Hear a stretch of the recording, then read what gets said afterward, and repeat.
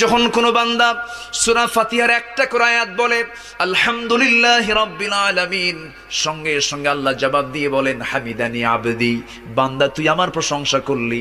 আর রহমানির রহিম যখন বলে আল্লাহ বলেন আসনা আলাইয়া আবদি। মালিক ইয়াউমিদ্দিন যখন বলে আল্লাহ বলেন মাজ্জাদানি আবদি।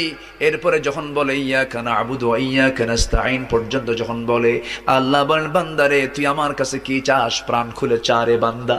ইহদিনাস সিরাতাল মুস্তাকিম থেকে শুরু করে নিয়া ওয়ালাদ-দাল্লিন পর্যন্ত যখন বান্দা বলে তখন আল্লাহ বলেন বান্দা নামাজের মধ্যে এমন প্রেমের খেলা খেললি বান্দা, তুই যা চাইলি সব আমি আল্লাহ কবুল করলাম। ওই বান্দা যখন রুকুতে যায় আল্লাহ তখন অস্থির হন। ওই বান্দা যখন সিজদায় যাওয়ার জন্য প্রস্তুতি নাই, সমস্ত ফেরেশতাকে ডাক দিয়ে বলেন ও ফেরেশতারা, এই বান্দাগুলো আমাকে দেখলো না, রাসূলকে দেখলো না, কোরআনকে দেখে হাদিসকে বিশ্বাস করে আমাকে খুশি করার জন্য তার সবচেয়ে সম্মানজনক